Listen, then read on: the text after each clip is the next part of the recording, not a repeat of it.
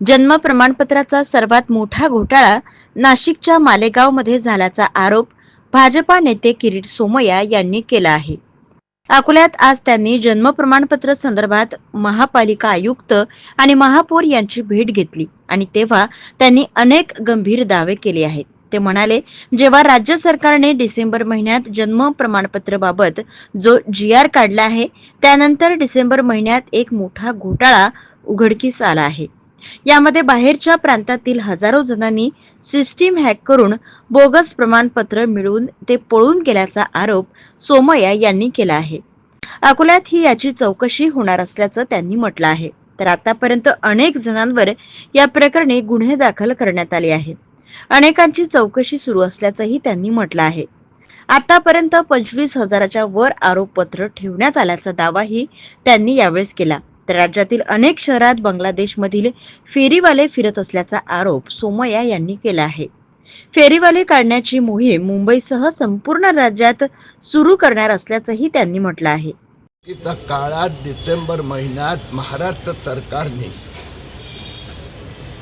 1 डिसेंबर 2025 रोजी एक आणखीन GR काढला आहे की ज्यादा अर्जदारांनी खोटं बोलले, खोटं शपथपत्र दिलं, कोणताही इथे जन्माचा पुरावा नाही, या सगळ्यांच्या विरोधात कारवाई करावी, त्यांना आरोपी बनवावे. आज आता सगळ्या अधिकाऱ्यांसमवेत मीटिंग झाली आहे. अकोला तहसीलदारकडे जवळजवळ 4,000 अर्ज आले होते. त्या अर्जात ज्यात पुरावे नाही आहे किंवा खोटे पुरावे दिले आहेत, त्या सगळ्यांची पुढच्या 15 दिवसात स्क्रुटिनी केली जाणार आणि असे जे बदमाश असेल त्यांच्या विरोधात पोलीस कारवाई होणार. दुसरी गोष्ट, डिसेंबर महिन्यात महाराष्ट्रात आणखीन एक जन्म प्रमाणपत्र घोटाळा बाहेर आला आहे, ज्यात बाहेरच्या प्रांतातले हजारो अर्ज इथे डायरेक्ट कॉम्प्युटर सिस्टम हॅक करण्यात आली आणि ते जन्म प्रमाणपत्र घेऊन पळून गेले आहेत. अकोलामध्ये याची चौकशी करायचे आयुक्तांनी मान्य केले आहेत.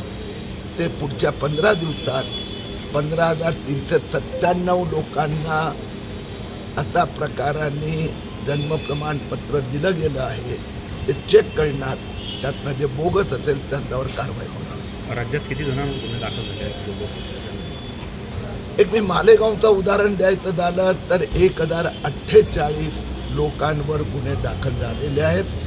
एकंदर आतापर्यंत 50 FIR गुन्हे दाखल झाले आहेत. 42 शहरात गुन्हे दाखल झालेले आहेत.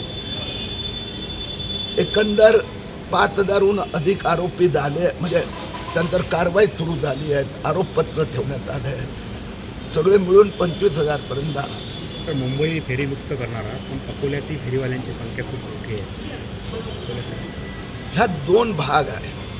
जे फेरीवाले वर्षानुवर्ष बसतात, त्यांच्याकडे महापालिकेने मुभा दिली आहे, पण जे आता गेले 2-4 वर्षात इथला काहीही संबंध नाही, मग तो बांगलादेशी असो की कोणी असो, असे फेरीवाले मोठ्या प्रमाणात हे पूर्ण महाराष्ट्रात मोठ्या शहरात ही मार्केट कव्हर करीत आहेत. मोठ्या प्रमाणात बांगलादेशी मुस्लिम फेरीवाले आहेत.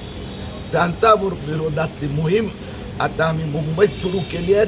हळूहळू ते बाकी महानगरात पण घेऊन जाऊ.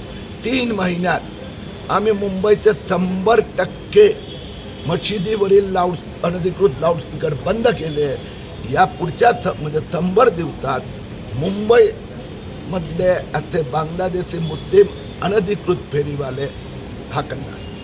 सर, टिपू सुलतानचा वाद जिल्ह्यातील सत्यलढाच्या महत्त्वपूर्ण घडामोडी पाहण्यासाठी आपले Satyaladha YouTube news channel subscribe करा, बेल आयकॉनला क्लिक करा आणि रहा सदैव अपडेट.